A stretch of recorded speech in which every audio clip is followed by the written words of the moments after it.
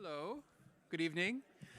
Welcome to the Starvest New Yorkers Foundation Library at the New York Public Library. My name is Brian Bannon. I am the Marilyn James Tisch Director here at the New York Public Library, and thrilled to be hosting tonight's live in-person event in partnership with Get Lit, WNYC, and of course Allison. This has been an incredible collaboration between public media and the public library.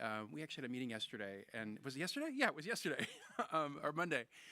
And it's been 5 years since we've been doing this together, and I think it's a really, to me, it's a really wonderful example of how a great institution like a public library can make books available. How many of you actually read the book through the library? Okay, how many of you read it on your ebook form? Okay, print readers? All right, a mix between. So thank you, library, for. Oh, Audible. Oh, Audible. Yes. How many of you listened to it? Okay, thank you. I read it on Kindle. But yeah, a wonderful collaboration. And then we have, of course, we're able to not only have the event in person here, but we're streaming it live and it's available after. And so it's a wonderful sort of two mission-driven organizations coming together around reading. Who could love something more? If you haven't gotten your library card, I'm not going to ask you to raise your hands if you don't have one. But if you don't, we will make sure you get one on your way out. And of course, if you do a survey with us, you can get a free prize, which is always fun. But without further ado, I want to ask Allison to come to the stage to introduce and bring you into what I know will be a lovely and interesting evening. Thank you.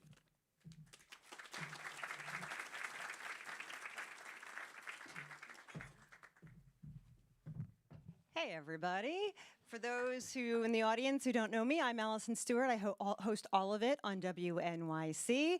And we are so happy to be here. I want to do a little quick housekeeping real quickly. These mics over here are for catching the audience reaction. Let people know you're here, gasp, clutch your pearls, whichever, because we're going to play this on the radio and we want to know that you're here. Please silence your phones. You don't have to put them away. Take pictures. Tag us on Instagram at all of it, WNYC. We promise to repost them. And about 25 minutes in, I'm going to open up to the audience for questions. And we like questions because we like to hear questions. So have questions. You know what I mean. We are thrilled that S.A. Cosby is here. This is more like a book party, so we have music. We have Yaya Bey performing. I don't know if you've ever heard her sing. Her sound check, it was beautiful. Please stick around. The whole thing's lasts about an hour, and that's when we'll announce our November book. Here's a hint. It is longlisted for the National Book Award, and Sean, S.A. Cosby, will be in the lobby signing books. You don't want to miss that. So let's get started. S.A. Cosby is considered a modern master of Southern thrillers. His past novels include Razorblade Tears and All the Sinners Bleed. Thanks to our partners at the library, 3,819 of you were able to check out a copy of King of Ashes to read along with us this month. S.A. Cosby, please come to the stage.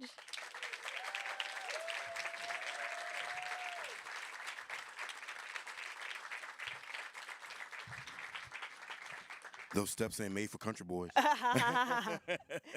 You start the book with two quotes. One from novelist William Faulkner and one from drug kingpin Pablo Escobar. Why those two quotes? One, because I love Faulkner, and one, because I think crime tells us the truth about society. Tell me more. I think Pablo Escobar, if you talk about Pablo Escobar, Frank Lucas, Nicky Barnes, you talk about old Southern criminals like Billy Peart from the Memphis Mafia and folks like that. I think when you're talking about crime, you're talking about crime fiction. To me, crime and crime fiction is the gospel of the dispossessed. There are books that you read that you may not be able to relate to. Like if you read Philip Roth, you may not be able to relate to being a professor at a Northeast college who's passing, but we've all been hungry. We've all been in pain. We've all been lied to, and we've all lied to people. And I think crime fiction is the one genre that brings all that together. So, of course, I had to quote Pablo. Plus, Nas drops him in a song. So there you go. There you go. This story takes place in Jefferson Run, Virginia. Everything in Virginia is named after Thomas Jefferson, we should say, start out. What was the inspiration for Jefferson Run, and is TJ involved in that in any way. No, he's not. It's either Jefferson or Robert E. Lee, which both of those have problems. But Exactly. Jefferson Run is actually based on a city in Virginia called Petersburg, Virginia, Petersburg. which is about 40 miles outside of Richmond. And a lot of the gentrification and issues that Jefferson Run suffers are issues that Petersburg has suffered. Petersburg used to be the number one manufacturer of house windows in America in the 40s and 50s. And once manufacturing moved out, of course, the shadow industry that is crime moved in. And I really wanted to talk about that in a way that wasn't heavy-handed, and using the Carruthers family as a prism to talk about how the economy of a place can affect not just the way people behave, but the way people feel, the way their spirits are broken in a way. And so for me, the idea of Jefferson Run was to show this place that has the potential to be great or was once great, but much like a lot of places in the South, the curse of Southern Gothic fiction is that the corruption of the land represents the corruption of the soul. And so I wanted to kind of talk about that in a way that I hope would bring people into the conversation.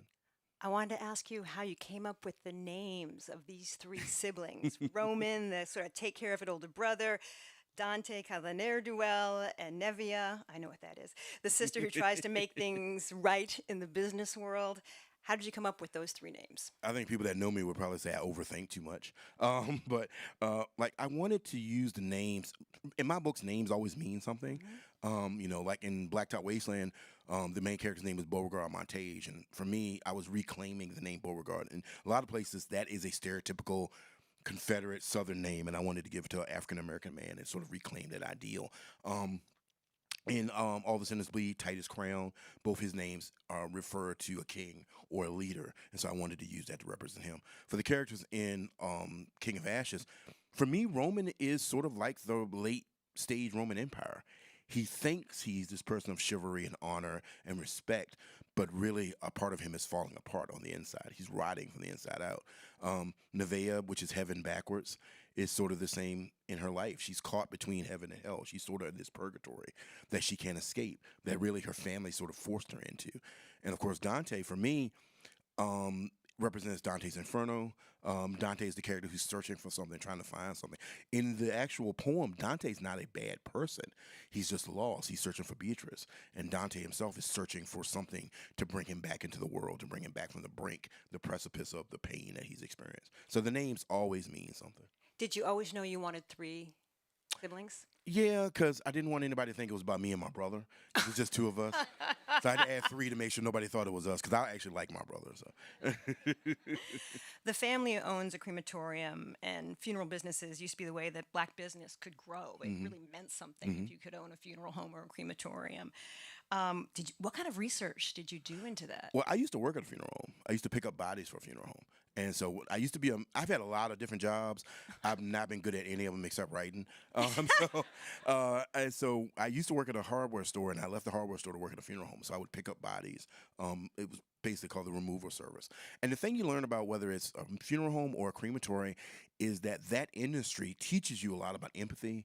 It teaches you a lot about understanding. Many times you're seeing people on the absolute worst day of their lives, and everybody handles it differently. You'll see families that will joke, will tell humorous stories. You'll see families that are devastated, that can hardly speak. And for me, I wanted to sort of take that empathy and inject it into the book. Also, with the crematory, I wanted to create sort of a metaphor with fire, because fire is a metaphor for both change and destruction. But also fire burns away the false artifices of a lot of things. And once you burn it away, you see who people really are. You see what something really is. And so for me, the fire was sort of symbolic of burning away this sort of false image that these three siblings have created for themselves and not dealing with the trauma of their past. And so the fire is a way to show who they really are on the inside.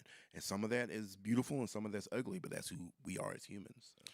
Was this the book you were always planning to write? No, not at all. Really? What was No. the initial? What was the original? I had plan? messed around with a book, and I'm actually going to come back to it. But I had messed around with a book trying to write about two best friends, two male best friends who are growing apart as time goes on. One's an artist, one's a criminal. And I don't think I was emotionally ready to write that particular book. That's something I've dealt with in my own personal life with friends that I've grown apart from, not friends that we've had a problem or an issue, but we've just separated and we've gone our separate ways. And once I realized I wasn't ready to write that book, I came back to the idea of this book. And I've always wanted to write. I think crime writers have 4 or 5 different books in them. Like, I think all crime writers have a serial killer book, and I've done that. I think all crime writers have a revenge novel in them. I've done that. I think most crime writers either have or want to write a heist novel because they're so fun to write, and I've done that. And I wanted to sort of write a crime epic. This book was partially inspired. I love The Godfather. I love mafia movies. I love Casino. I love Goodfellas. You know, I love American Gangster. Any movie about organized crime, if it comes on TV, I'm going to sit down and watch it. So, and so I wanted to sort of, for my purposes, deconstruct that idea of organized crime. What does that really mean? What does it mean when you're trying to create a business out of like I said, a secret shadow industry? And how does that affect you? How do you compartmentalize the things that you have to do to be a crime boss? And the thing I love about The Godfather is the character of Michael Corleone.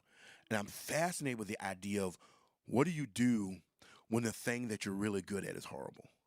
You know, Michael Corleone is you could make the argument that he's a much better crime boss than his father or his brother. He's smarter. He's ruthless. He's, there's a scene in the book, in the movie, in R.I.P. Diane Keaton, where she tells Michael, she said, "I knew you would win because they can't beat you because he's that smart." And I wanted to take that type of mentality, that type of strength and confidence, and sort of transfer it to a character that I created and talked about. So again, for me, it's always fascinating because that type of confidence always has a cost. Roman is living in Atlanta. He's wealthy. He works as a financial advisor. What does money mean to Roman? Money is everything to Roman. Money is the bridge that carries him from the person he used to be to the person he wants to be. But Roman also understands that money is poison. It's acid. It burns relationships. It burns friendships. Money burns marriages. Money is sort of like gasoline. You can use it to start a fire to warm yourself. You can also use it to burn down your whole house. And I think Roman has an innate understanding of that in a way that maybe his brother and his sister don't. But that understanding comes also at the cost of a little bit of his morality. He has a flexible morality when it comes to money. There's a line in the book where he says, "There are no lines that you cross. There's only choices." I don't agree with that, but I think Roman believes it, and I think he believes it wholeheartedly. Yeah, I was going to ask you, is there a red line for him to step over, or is it kind of blurry? I think at the beginning of the book, it starts with red lines, but those red lines start to dissipate as the story goes on. And as he becomes more comfortable with the idea that he's very good at this. And there's a scene in the book where Dante tells him that you might have started out doing this for us, but you're doing this for you because you like it. And that's something that's hard for him to accept. And as you see the book go on, you see those red lines start to evaporate because he tells himself, everything I'm doing is for my family. He's able to compartmentalize pretty horrific things that he ends up doing. But that wouldn't work if you didn't believe that he does love his family. He does. He loves his brother. He loves his sister. He loves his father. He misses his mother. He's not a sociopath, but he's someone who has developed an ability to compartmentalize the darker parts of himself and the parts of himself that feel guilt. I do want to point out that he likes to go to a dominatrix. Yeah. He did that before he went home to see we his all have dad. our hobbies.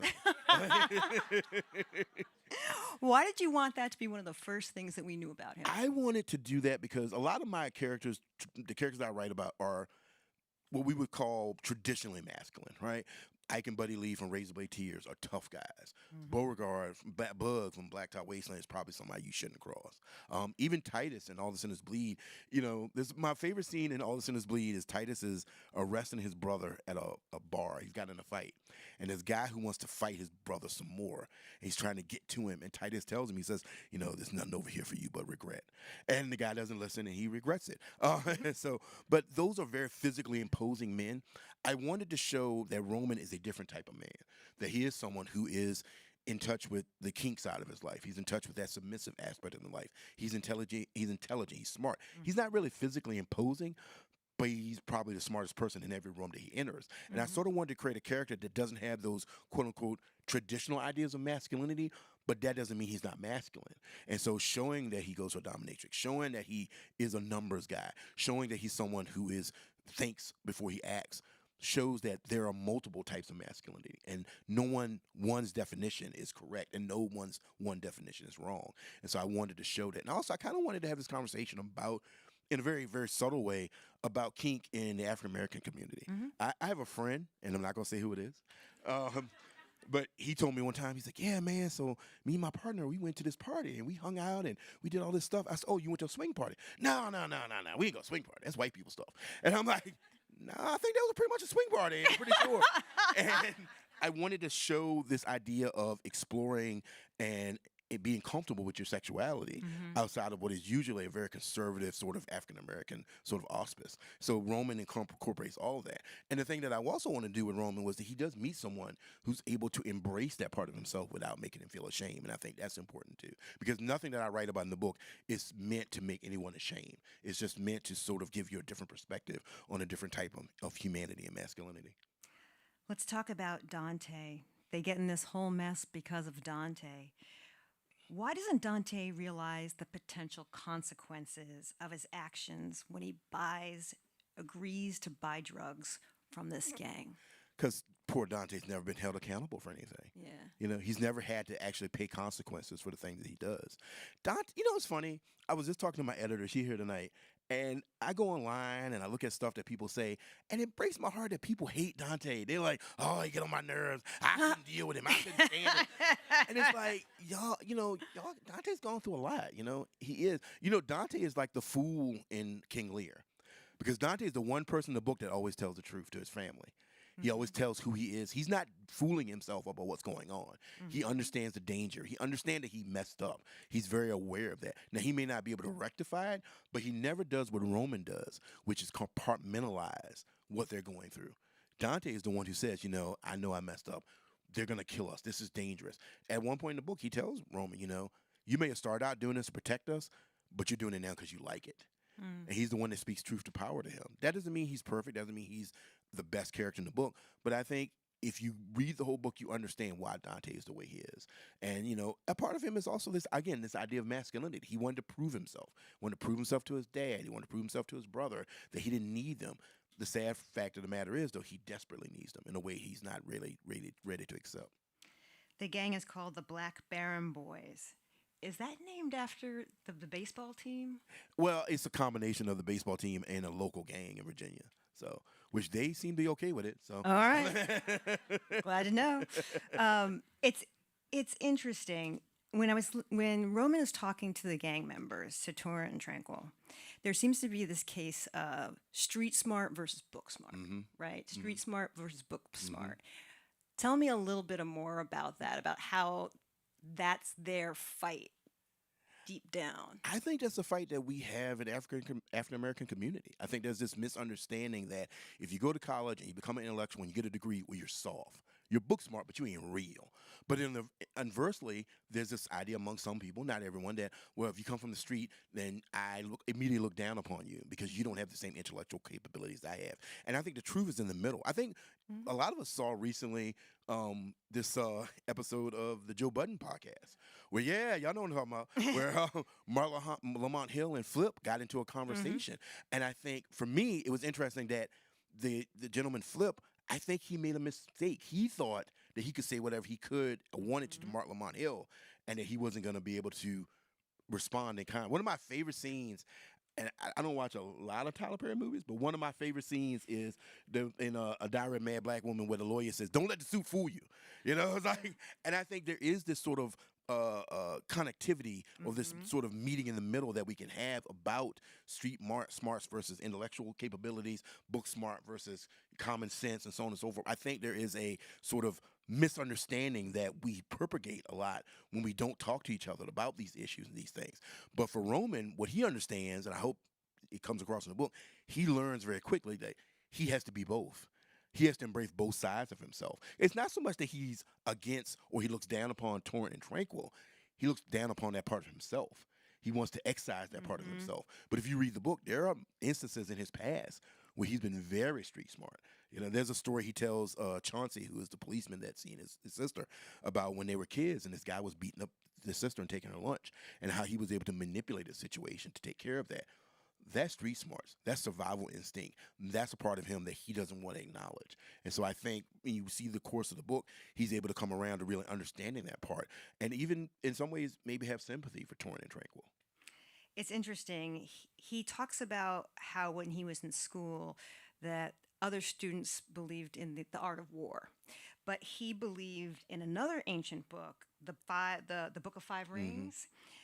What is that book about, and why does it appeal to him? So a lot of people read The Art of War by Sun Tzu, which is, a lot of corporate people read it, a lot of military people read it. To me, it is a very over-exaggerated idea of strategy, of Machiavellian pronouncements and movements.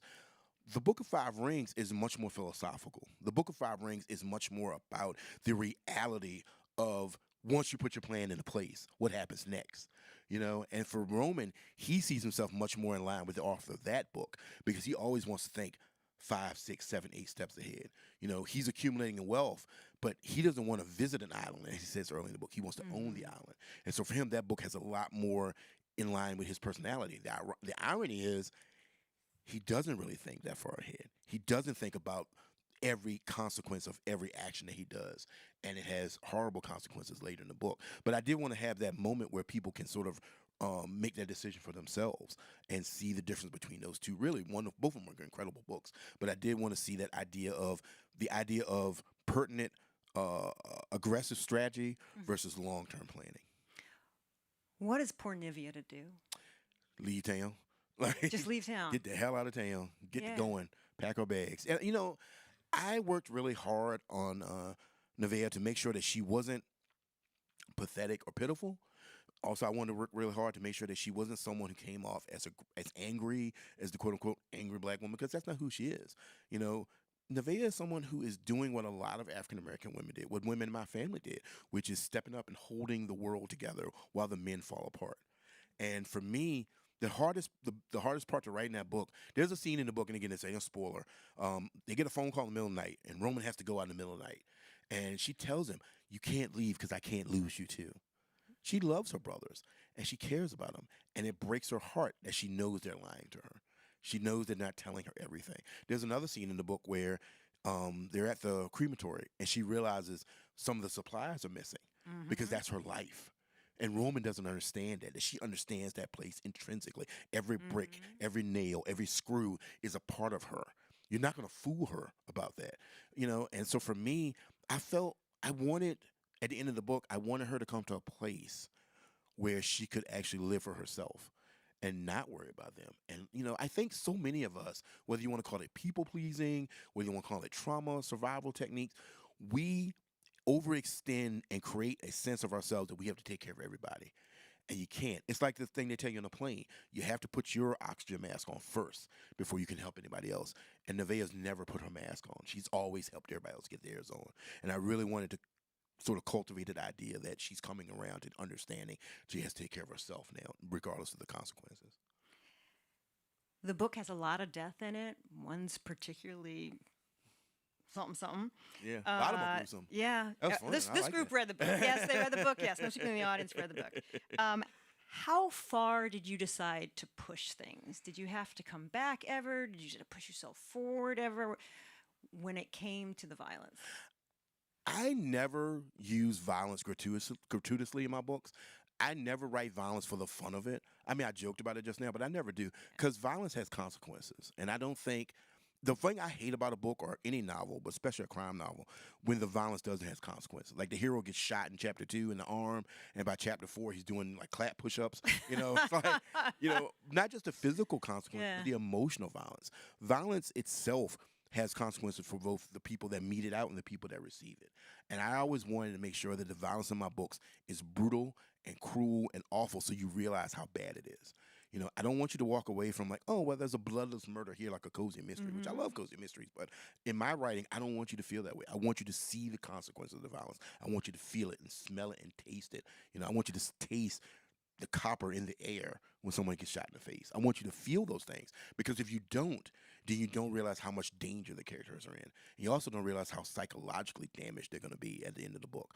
People may survive my books, but they never get over the situations they've been through. So for me, it's important. Again, I never want to use violence gratuitously. I never want violence to be just a prop for the plot, but I want it to have consequence. I want it to mean something. And if it means something to me, then hopefully it'll mean something to the reader. We're going to go to questions in just a moment. It's interesting you say about violence, because it creeps up on Roman. It just gets worse and worse and worse. But there is a part of him that likes outmaneuvering these two men. In a way, does he kind of like taking on this gang? I think if you asked him, he would say no. But if you asked the people that love him, they would say yeah. Yeah. Like his brother, like Dante calls him out on it. Now Nevaeh calls, even jealousy, his girlfriend. And there's a part of him that does like it. There's a part of him that likes being the smartest guy in the room. You know, being, as he says in one part of the book, he's the Komodo dragon. He'll bite you on Tuesday, and you'll die on Friday. You'll never see it coming. And I think that's a part of him that, for lack of a better word, gets off on that. However, having said that, I don't think he's a sociopath because there is a part of him that feels guilt. There's a part of him that feels sadness. There's a part of him that realizes what he's doing is wrong, but he's so far in it, and he's gotten so good at it, he can't stop himself. It's them or us. It's them or us. He says that in the book. You know, it's us three, you know, and nobody else. We got to look out for ourselves. And I think he's able, again, to compartmentalize everything he does because, again, I don't think the book works if you don't realize how much he loves his family. You know, there's a scene in the book where he's talking to Nevaeh, and she has these photos on the wall of animals from Africa. And he tells her, like, well, I'll come back after all this is settled, and you can go on a safari. And she's like, yeah, right. He said, no, I mean it. I think he means that. I think he does. There's a scene where he talks about Dante, how he envies Dante because Dante is so naturally charismatic. He's so easy to get along with. You know, and it's funny because Dante has that same moment with Roman. He talks about how smart his brother is, how much he looks up to him, but they never tell each other. And that's the tragedy of the book. Let's go to questions in the audience. We've got one up here. Come on down, Simon. Hi, thanks so much for doing this. Hey. You mentioned my name's Dylan, by the way. My name's Sean. Hey. You mentioned Ike from Razor Blade Tears. He makes a cameo appearance in this book. Do you view all of your books as having like a conceptual continuity? And moving forward, do you think that you want to tie all your work together in interesting ways like that? To me, they all exist in the S.A. Cosby shared universe.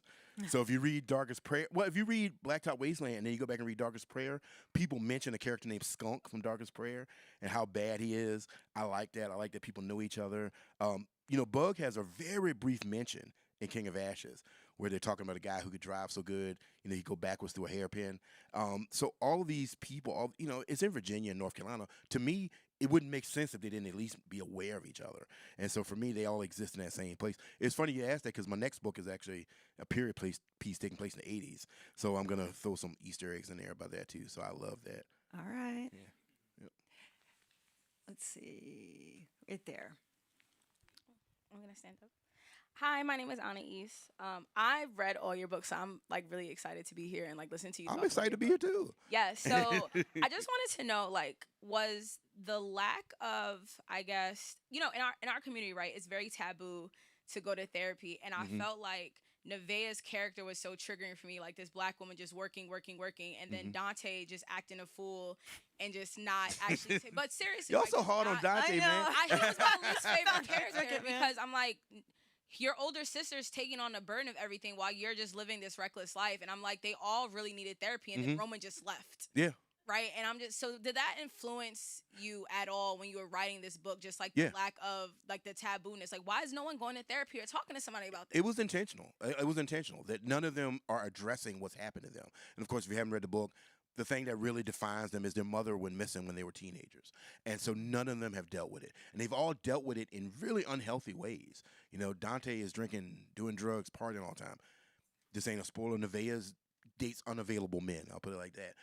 Roman is down partying in Atlanta, but he also, and the him going to a dominatrix is not unhealthy, but the reason he's going is unhealthy. He's not really in touch with himself or why he's doing it. So yeah, that was intentional. Again, I have a real good friend of mine named Kelly Garrett, who's an amazing writer, and she read the early draft of this. She said, if they would just talk to each other and go to therapy, this book would be 30 pages. And I'm like, and that was intentional. I really wanted to talk about it because I don't think in our community we talk, like you said, there is a taboo about going to therapy. There is a taboo about admitting that you have a psychological component of your part of yourself that you need to deal with. And I really wanted people to take from that there's nothing wrong with talking to somebody about how you feel. There's nothing wrong with expressing yourself. There's nothing wrong about dealing with those things that, define us and things that break us in a way. So yeah, that definitely was intentional. We got a question down front right here, Simon. too. Oh, hang on, Simon. Oh, sorry. We're gonna get this back here and then come up next. Hi there, I'm Kathleen. Hey. I love the character of Jay, Jealousy. Mm-hmm. And I was wondering if you were to write a sequel focused on her, you kind of leave us with a cliffhanger about where she stands and what her future looks like. Could you give us any bits about what lies ahead for Jay? I love Jay and I love Jealousy, and I love the fact that she, again, genuinely loves Roman. And Roman loves her in the way that he feels like he can love someone. He cares about her because he read the book, he's keeping stuff from her.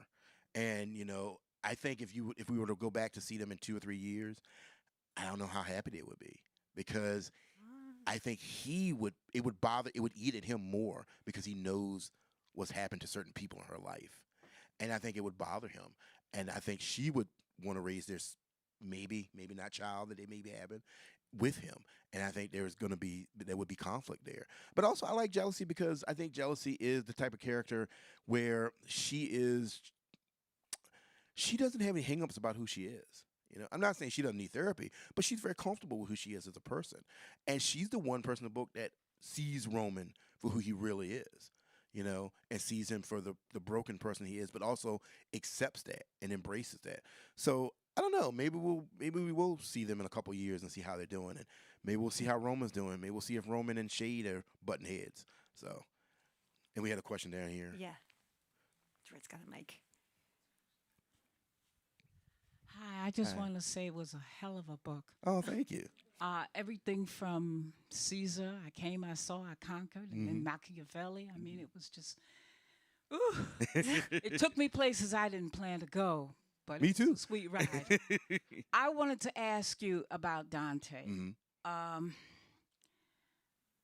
don't know. I experienced him as hugely ungrateful, and Mhm. I just wanted to get a little bit more about how you crafted that character. I don't know if he's ungrateful, but I definitely think he's unaware of what he's cost his family and what he has, and how there are things that he has. He has a life that his father built for him. But of course, if you read the whole book, there's a reason why Dante's so broken. And there's a reason why Roman is the way he is. And both brothers sort of took divergent paths to deal with the issue in the book. I just have a lot of sympathy for Dante. I've known a lot of Dantes in my life, and they get on your nerves. They like, I love my brother, but I can talk about it, but you can't. It's like, I can say whatever I want about it. You better not to say it. Or we're gonna have a problem. There's gonna be some slow singing and flower bringing. And, to quote Biggie Smalls. But for me, Dante's, like I said, he's like the fool in King Lear. He's the one character who's being honest, but he's also the character that I love the most.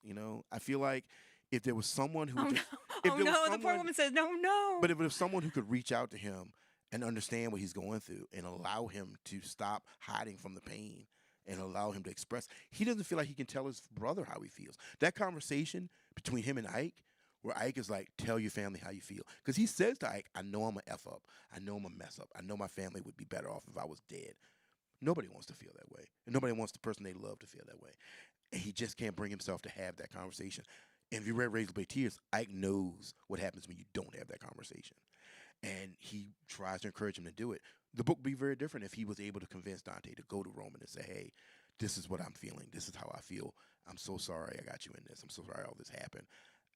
But they can't do it. And that's the problem. They can't talk to each other. They can't bring themselves to be honest with each other. But I mean, I get it. Dante gets on your nerves, stuff like that. But I don't know. I always have a soft spot for him. He's my boy. So. We probably have about 2 or 3 more questions over here. See this one right there's anywhere. Hi. Hey, My name's Camilla. my name's Sean. Hi, Sean. Mine's is more of a praise for you. Okay, I'll take that. I did complete the whole book, and I went to Virginia State. Oh, wow. Okay. So while I was reading the book, I was like, this sounds like Petersburg. Yeah. So I wanted to say you did very well with the depiction because I went there 20 years ago. And yeah, it felt like Petersburg. So when you said it, that was going to be my initial question. Like, was this Petersburg? Well, Trout's is Croker Spot, right? Yeah. Yeah. So- For those who don't know, that's a famous restaurant in Petersburg. So I just changed the name a little bit. Yeah, but you did really good at depicting, and I did jump ahead. So congratulations on what's coming for this book. Oh, thank you. And I'll leave it at that. And Well, I'll that's all I say wanted it. to say. I was like, so King of Ashes is going to be a Netflix TV series.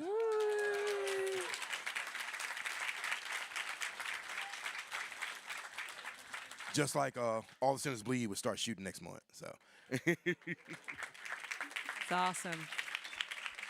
We got a question all the way in the back. Hi, my name Hey. is Samira. Hey, Nice to meet you. I'm so glad I got to be here. I'm glad you're here too. My question is about Roman. We have a moment in the earlier stages of the book where Roman acknowledges that he has been very arrogant, while he's getting the consequences of his arrogance. But he doesn't have any further moments of recognizing that. I'm wondering if there's any room in the universe of S.A. Cosby to see more ripple effects of Roman's arrogance. I think for a man like Roman, the moment you start to acknowledge your arrogance is the moment you lose your strength. Not saying that it's true strength, but for people like Roman, the moment you realize that you're arrogant, that you have hubris, is the moment you start doubting yourself. And for a guy like Roman, he can't doubt himself. The moment he doubts himself is the moment he feels like he loses his edge. Should he acknowledge that? Yeah, probably. That would probably make him a healthier person, but he can't, because that is admitting a weakness that he's not ready to address yet. So I don't know. We'll see about how Roman does down the line. So I had a friend that read this book, and they told me that that if they saw Roman as Walter White, and then they saw Shade as his Gus Fring. So I don't know. We'll see. All right, you made a Spotify playlist for Yeah. each of the novels. This novel has on its playlist Hootie and the Blowfish, Jay-Z, The Weeknd, The Black Keys, and Nine Inch Nails. Yeah. Nice crew. What role does music play? Oh God, I love you? music. I love music. I write with music. A lot of writers don't. I was going to ask about that. Yeah, I write with music. I just moved into a new house, so I have my own office. I didn't write in the office before. I used to write in the living room, and I used to wear earphones. So now I've got like Bluetooth speakers and everything. I love music. Music also sort of I invoke music in the rhythm of the story. I'm all about rhythm and dialogue, right? And I want my dialogue to feel musical. You know, I want you to have the highs and lows, the measures, the pauses, the beats. And for me, music just creates sort of an ambiance when I'm writing. So I really love it. That's why I make playlists for all the books. My dad introduced me to, when I was a little kid, my dad introduced me to Jimi Hendrix and the Allman Brothers and Muddy Waters. And so I've always loved music since then. And my mom loved classical music. So she listened to Vivaldi and Mozart and Beethoven. And then my brother introduced me to hip hop. So I've just had all these musical influences that have always been around me that I really enjoy. And then later on in life, I, got into, like trip hop and grunge and all this stuff. I just generally love music. And I think music and writing are in the same church but different pews. So I definitely feel that. Who are you listening to lately? Oh gosh, I've been listening to a lot of old stuff. I listened to the remastered Nebraska album by Bruce Springsteen. I'm listening to that. I listened to Nas's 25th anniversary of Illmatic, which is Illmatic is one of the greatest hip hop albums ever written. You know, he was 18 when he started writing that. The metaphors he uses in that, writing the words past the margin, it's just. His mind is so elastic when you think about it conceptually. I'm listening to the Black Pumas. I love them. I really enjoy them. And Seven Dust, which I'm going to see them in a couple weeks for concert. So. Sean, thank you for being with us. Oh, thank you. S.A. Cosby. All right, so in our lead up, we asked Sean who you'd like as a musical guest, and this is what you said. I think it could be someone singing R&B or someone doing hip hop. Both feature heavily in the book. I just want to hear some good music. So luckily, we have a local favorite, one of New York's rising voices in R&B and soul. She's available now to join us on stage. Yaya Bey is a Queens native and singer, songwriter, and producer. Her latest album is called Do It Afraid. Please welcome Yaya Bey. Woo!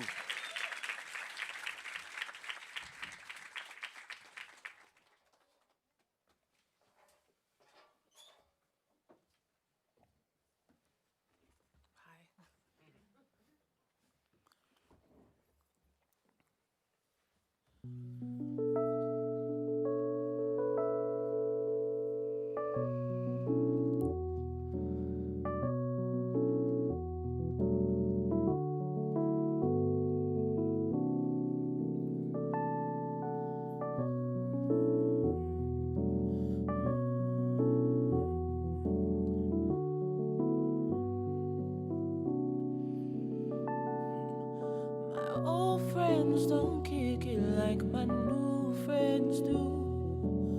My new friends don't know me like the old ones do.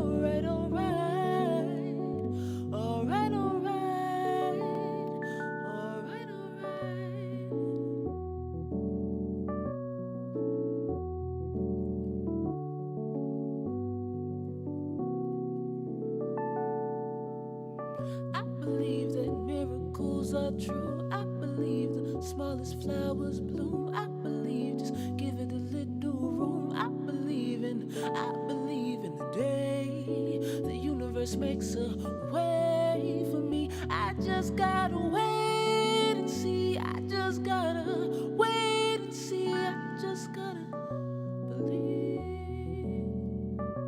believe.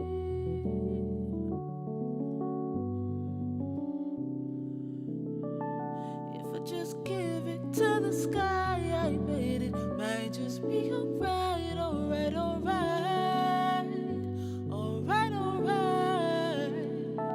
If I just give it to the sky, I made it. Might just be alright, alright, alright. Alright, alright. Alright, alright. Alright, alright.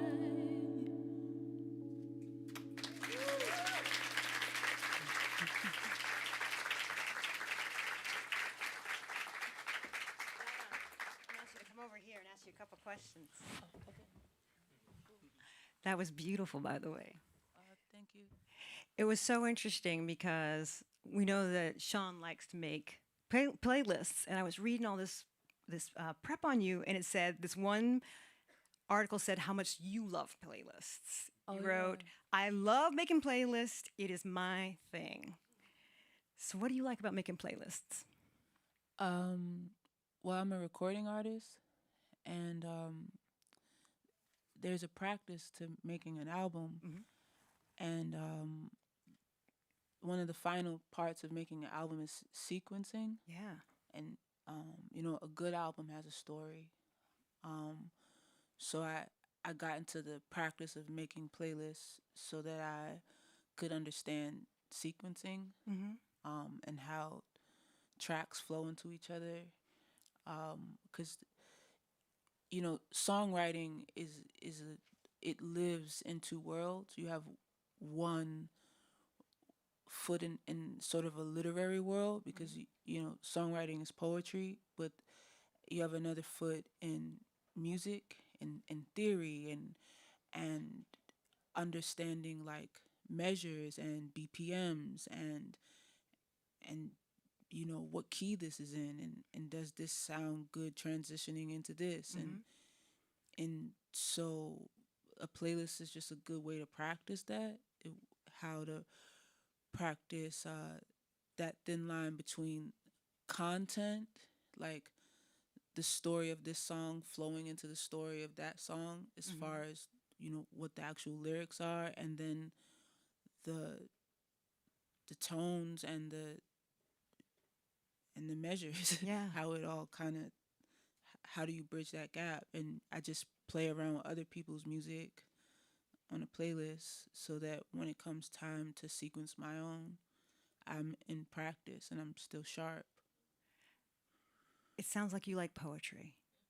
I mean, I started in that space. Well, I started in songwriting, but almost simultaneously started in poetry. I was a youth poet. I coached youth slam teams. Like I come from that world as well. So What's the difference between writing lyrics and writing poems, or is it the same, like cousins? The process, well, one, how it's digested is different. If you read a poem, you think about it, and then you feel it. Like I'm paraphrasing this poem, but won't you celebrate with me? Everything that was meant to kill me, it didn't.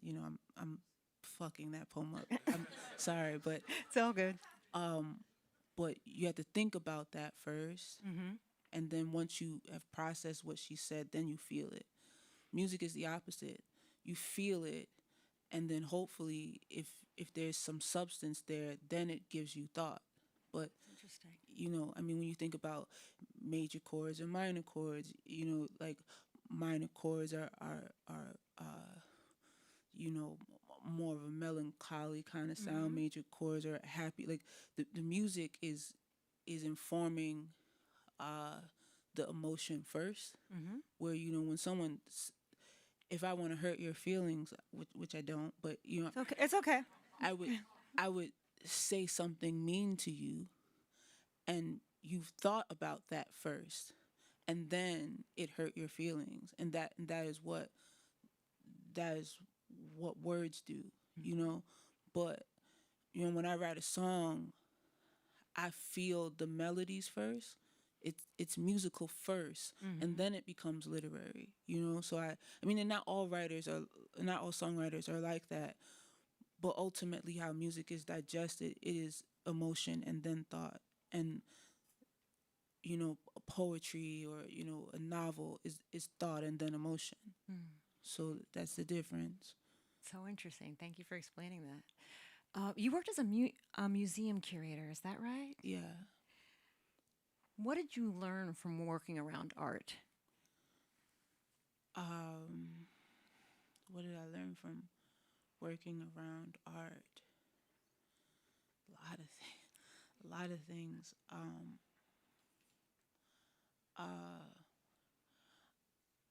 Mostly, I think that everyone is looking for expression. I think even people who are not making art, like when you observe people in a museum, in a gallery space, and they're like, you observe them observing the art, they're always like searching for something. And I think, I, I think in any art, you know, if it's visual art, if it's music, if it's literary, whatever the case is, like, I think there's a communal thing in helping people like validate their experience. And I think that's what's happening in museum spaces and gallery spaces. People are looking specifically for their own story. And I mean, and that's why people digest your art the way they do. Like, you know, I could write a song about the train and someone could hear it and be like, wow, this reminds me of my grandmother. Like, I mean, I guess, Yeah. you know, you know, because I think we're all looking to feel seen in something and a part of something. And like, I think art is serving that purpose no matter like what the medium is. You mentioned your grandmother. Your grandmother was from South Carolina, right? Yeah. This book takes place in the South. Oh yeah, my grandmother's from South Carolina. What do you remember about South Carolina, about visiting her, about visiting your grandmother in South Carolina? Just something that stays with you. Well, my grandmother, she lives in New York. But she would always take us to South Carolina. Oh, okay. And where she lives in South Carolina, where she has a house down there, baby, your next door neighbor is a mile away. And the dirt is red, and there's a church in South Carolina, and the pastor is my family, and everybody on the choir and the deacon, and there's like a cemetery in the backyard, and everybody buried back there is related to me. And I guess when I think about South Carolina, I just think it's I guess it's like the closest thing to like Africa that I'm gonna get. You know? Like, I mean, obviously I'm African, you know, but like I'm it's the closest thing to Africa that like I can rightfully claim, you know, because I can't go anywhere in Africa and take anything or claim anything and not kind of be like a colonizer, you know, at this point. But South Carolina, that's mine. Yeah, yeah. Your latest album is Do It Afraid. And Do It Afraid starts with the line, if you want to be brave, first you got to be afraid. What does that mean to you?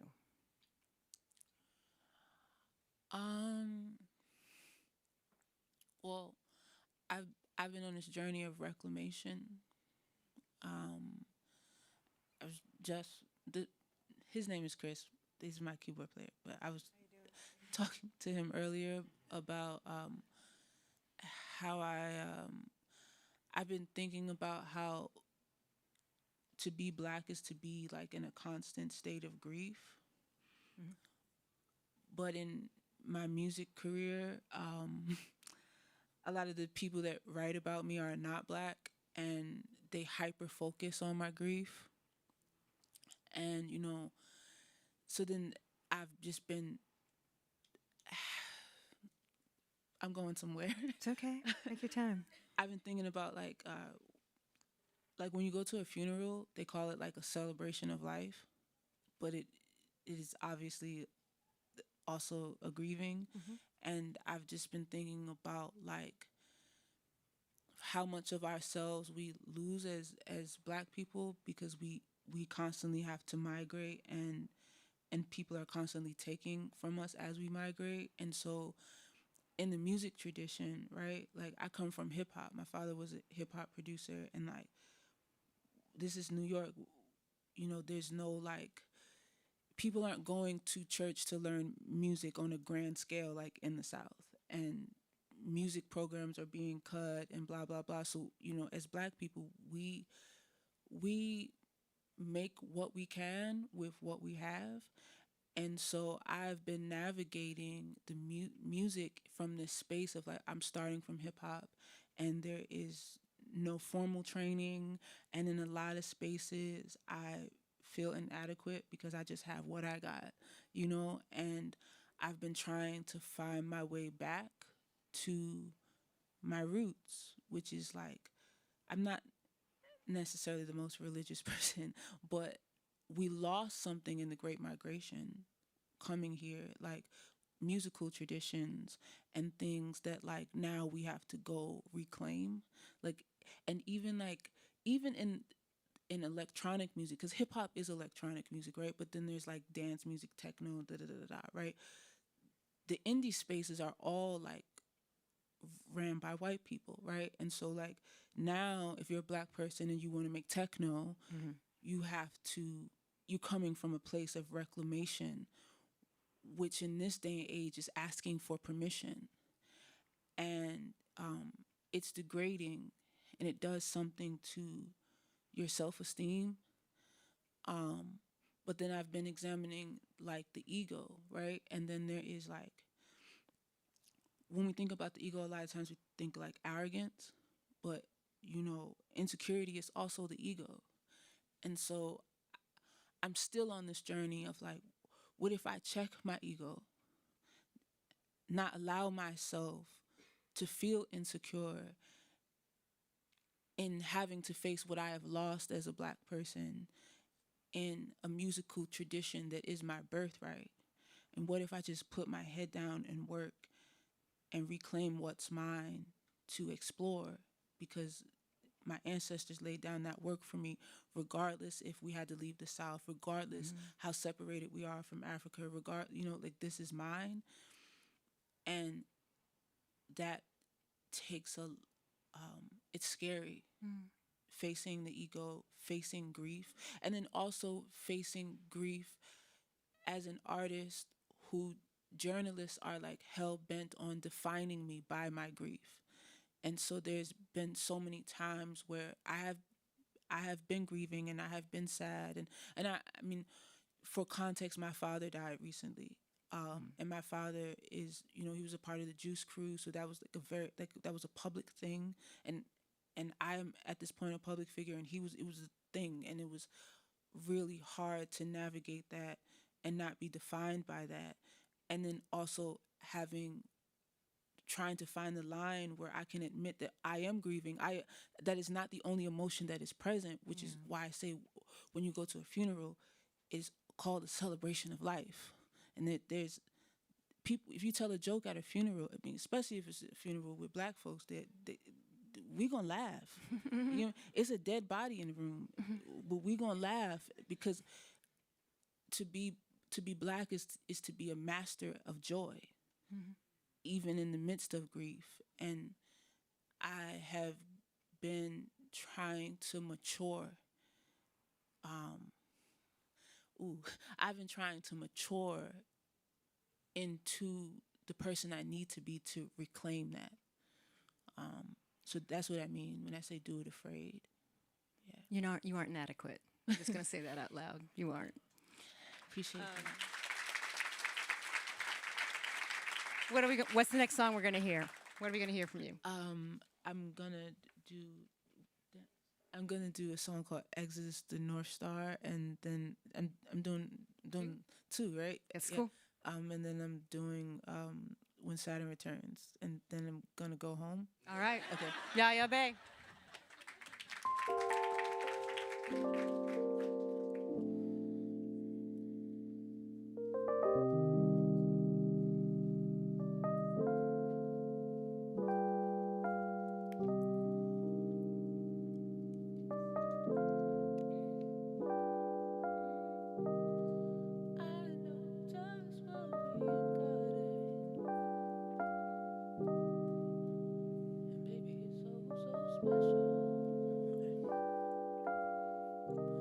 I know just what we've got, and baby, it's so special. I know just what we've got, and baby, it's so special. Baby, it's the way you walk. And baby, it's the way you talk. And baby, it's the way you make me feel like your girl could get up and fly and leave this soul behind.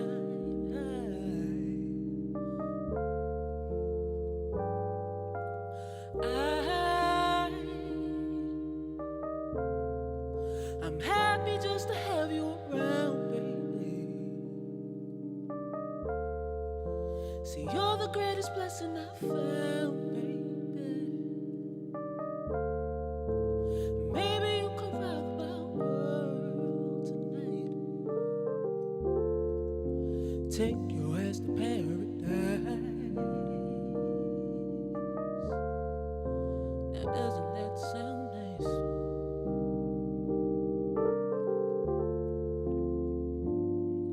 See, baby, you've been on my mind for days, and I want you to know that I've come a long way. You see, I found my way where the love is free, and baby, you'd be so proud of me. What you see? All we could be, all we could be.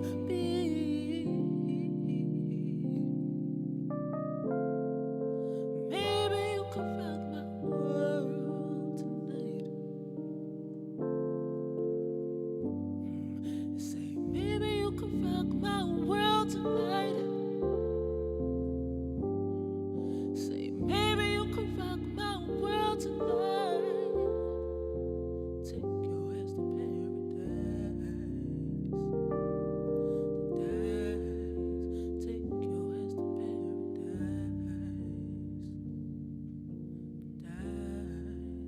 Take your ass to paradise.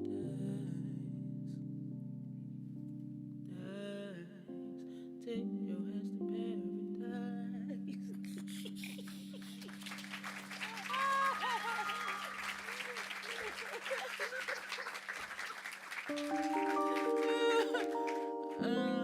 Okay. I got one more song for y'all.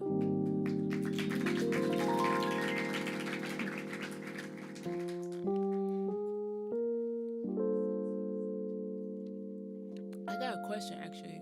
How many of y'all in here are like musicians or event promoters or whatever? Like, me and my friends are like trying to get as many like musicians or like event owners, venue folks to like agree to collect non-perishable food. We're working it out. So we're trying to like get people all over the city who are doing events and to collect food so we can like distribute it to different organizations, because you know on Saturday like people are gonna lose their food stamps. We're in the background working more organized, but it just dawned on me that I should maybe mention that in case someone owns a venue, and I mean I'm in a room full of people, so if you own a venue, if you're a DJ, if you do something where lots of people are gathering, because we're gonna need it. So just putting a seed in your mind, or at your church too. If you go to church or like whatever, like just start collecting food. Okay, last song.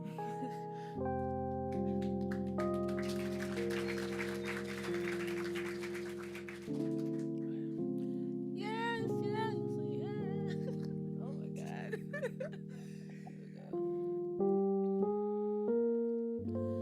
Yes, yes, yes. Yes, yes, yes. Whatever you have for me, I'll take it gladly. I'll take it gladly.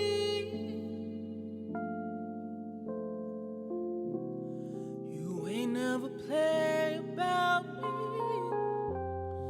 You ain't never play about me.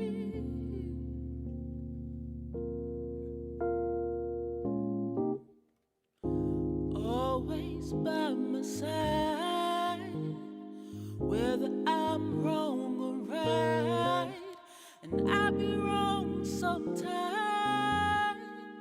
but you love me, you never judge me.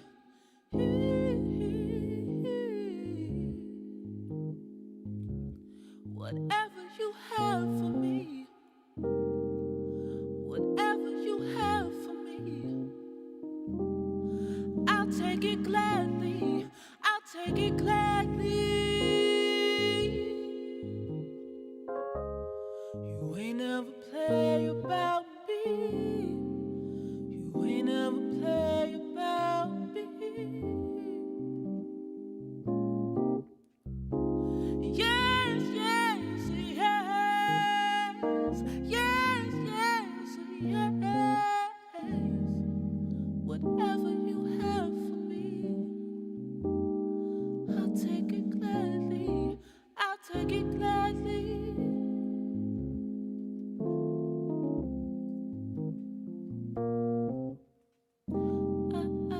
I'll take it. I'll take it.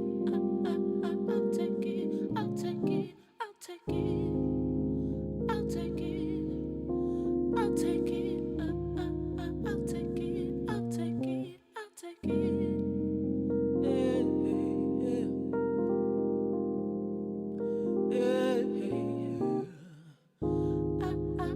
I'll take it. I'll take it. I'll take it. I'll take it. I'll take it. Yeah, yeah, yeah, yeah. I'll take it. I'll take it. I'll take it. Yeah, yeah, yeah, yeah, yeah. Okay, guys.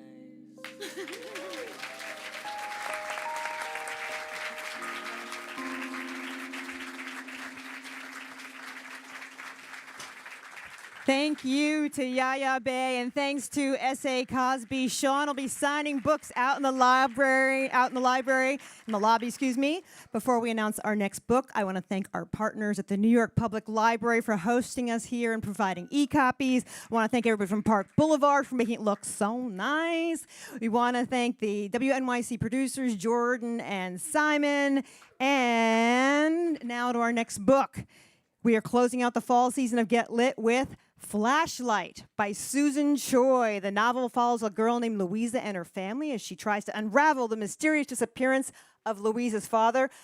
This book has been nominated for all the awards. Long listed for the National Book Award, and it's shortlisted for the Booker Prize.